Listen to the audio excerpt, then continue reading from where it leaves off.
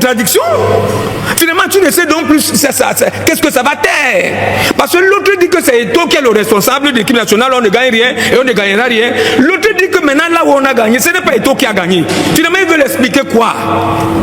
Mon frère, même si on détestait quelqu'un, moi Eto'o, on ne se voit pas. C'est juste on est né. Moi, je suis le grand frère d'Eto'o et j'ai fait beaucoup de moments avec lui et ça fait très longtemps. Il ne peut pas reconnaître mon visage. Mais faisons quand même des analyses objectives. Et puis édifions les populations. Quand quelqu'un fait bien, dit qu'il a fait bien. Quand quelqu'un fait mal, on dit qu'il a fait mal. Ce qui est en train de se passer là, Eto'o fils n'a que saisi son patron. Ce n'est pas Eto'o fils qui va dire au président Paul Biya que je viens de te donner le trophée car d'abord tout le monde attend. Et quand ça partira de la présidence pour la FECAFOOT, ça va passer par la tutelle. D'accord. Donc c'est un faux problème que les gens créent là. Parce que le Premier ministre est celui qui est immédiat, mais il n'a pas voulu se substituer au chef de l'État. Je te coupe pas, sauf que si Eto'o fils aussi ne saisissait pas le ministre et saisit la présidence, soit le secrétariat, soit le président de la République, il serait aussi en train de se substituer à son patron qui est la tutelle. Le chef de l'État ne peut pas remercier Aboudi Ongene, qui est la capitaine de la Lyon indomptable, qui a remporté le trophée et qu'elle ne fasse pas partie de la sélection à la Coupe du Monde. Et tout le monde a dit, même les journalistes internationaux ont dit, quelle reconnaissance la nation camerounaise a été reconnaissante envers cette jeune dame-là. Cette joueuse qui a pu porter le flambeau du Cameroun, mais pas plus haut. Mais on lui a donné l'opportunité de terminer sa carrière et de soulever ce trophée tant attendu. Je vais vous dire une chose, mon cher frère.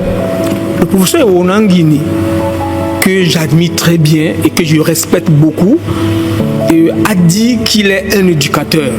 Effectivement, parce qu'il est un éducateur. Et il est un éducateur très chevronné. Mais il a dit deux choses. Il a d'abord dit que depuis que Eto'o fils est là, il n'a rien gagné. Là, moi, en tant que spiritualiste, je prends ça comme quelqu'un qui est en train de taper le chasse-mouche à quelqu'un pour lui dire que fais encore beaucoup d'efforts, vas-y encore. Mais après, il a dit plus loin que tant qu'il sera là, on ne gagnera rien.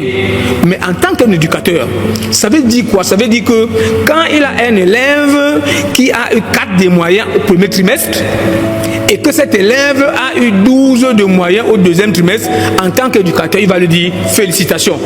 C'est pour dire quoi? C'est pour dire qu'en tant qu'éducateur, à l'heure actuelle, il doit dire félicitations à Eto'o fils. Bon, quand il va là, on va trouver une contradiction dans ça. Blériot Nyemek, lui est en train de dire que cette victoire n'appartient pas à Eto'o. C'est une contradiction. Finalement, tu ne sais donc plus qu'est-ce que ça va taire. Parce que l'autre dit que c'est Eto'o qui est le responsable de l'équipe nationale, on ne gagne rien et on ne gagnera rien. L'autre dit que maintenant, là où on a gagné, ce n'est pas Eto'o qui a gagné. Finalement, ils veulent expliquer quoi? Il veut l'expliquer quoi? Moi j'ai dit un jour, mon cher Koussi, c'est une parenthèse, il va finir dans ça. Blériot Nyemek a eu à être dans la délégation d'Info TV quand il y a eu le conflit avec les Bambombok. Il y a eu une réunion à Bourmakak. Il est parti là-bas, les Bambombok ont pris la parole. À la fin, lui-même, Blériot Nyemek a pris la parole. En qualité de quoi? Eto'o fils est le président de la fédération de football. Mais Pagou l'a dit. Pagou a dit qu'il n'aimerait pas avoir pour président de fédération quelqu'un comme Eto'o fils. Quand Eto'o fils descend sur le gazon, il touche. C'est pas si vous voyez ce gazon là où s'il a fabriqué sa personnalité. C'est différent de quelqu'un comme moi si je suis président de FECAFOOT demain.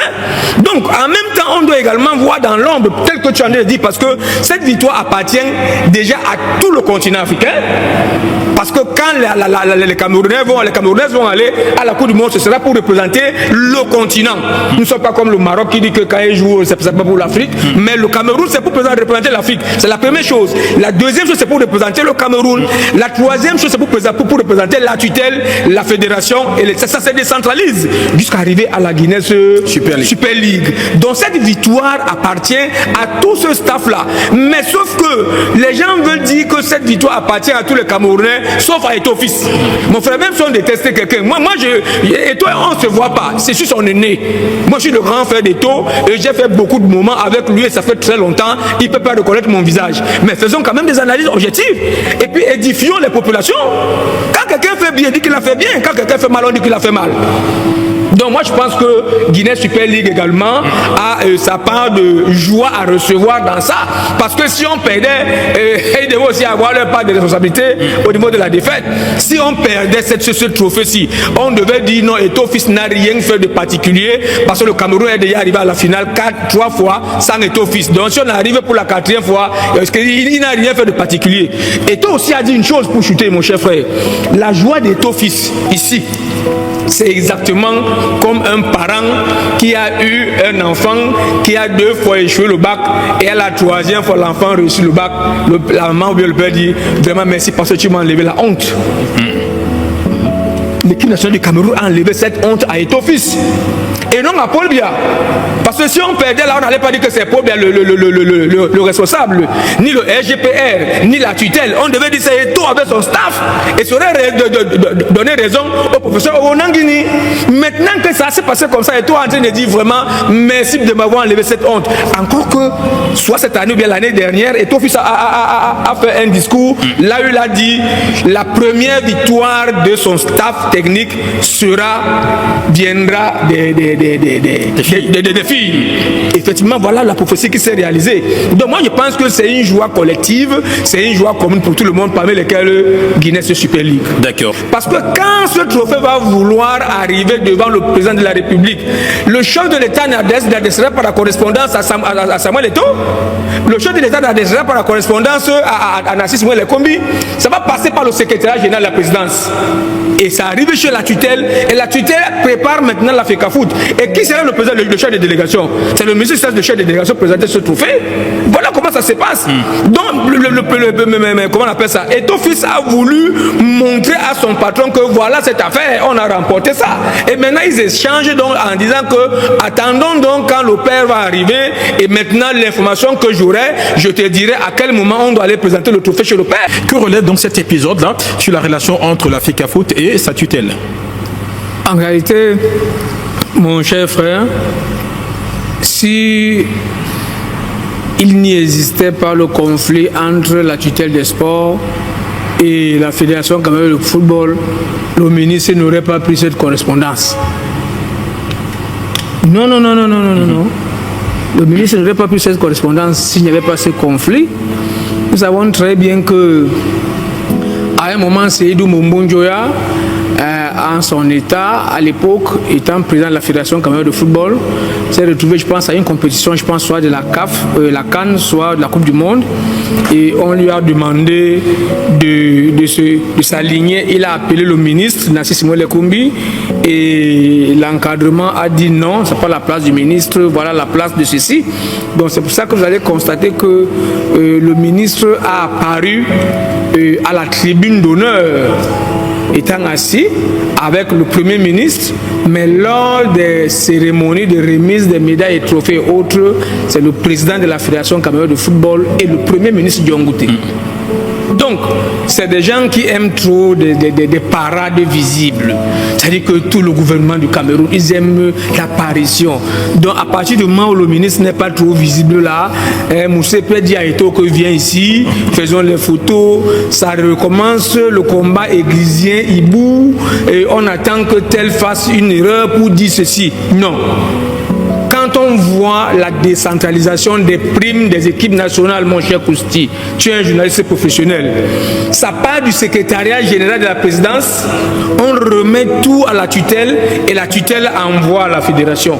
Et quand Eto'o-Fils veut écrire concernant des primes et autres, il adresse sa correspondance au ministre des Sports. Le ministre des Sports transmet la correspondance au secrétaire général qui va à la présidence et puis ça se décentralise. Il est de bon ton que quand cette équipe remporte le trophée de cette envergure, d'abord, on ne partait pas donner le trophée au ministre Mouele Kombi en tant que président de la République du Cameroun. Mais c'est en tant que le patron de la Fédération camerounaise de football, en tant que le patron de l'association footballistique qu'elle a fait Cafoot. Maintenant, il voit donc le trophée. Parce que quand ce trophée va vouloir arriver devant le président de la République, le chef de l'État n'adressera pas la correspondance à Samuel Eto'o. Le chef de l'État n'adressera pas la correspondance à Narcisse Moué Lekombi. Ça va passer par le secrétariat général de la présidence. Et ça arrive chez la tutelle. Et la tutelle prépare maintenant la FECAFOOT. Et qui sera le président, le chef de délégation? C'est le ministre le chef de délégation pour présenter ce trophée. Voilà comment ça se passe. Donc, comment on appelle ça? Eto'o Fils a voulu montrer à son patron que voilà cette affaire, on a remporté ça. Et maintenant, ils échangent donc en disant que attendons donc quand le père va arriver. Et maintenant, l'information que j'aurai, je te dirai à quel moment on doit aller présenter le trophée chez le père. C'est tout. Bon, maintenant, comme c'est une histoire églisien, les gens ont pris ça, ils commencent à écrire des histoires. Non. Moi, je pense que le débat est ailleurs. Cette affaire est réelle.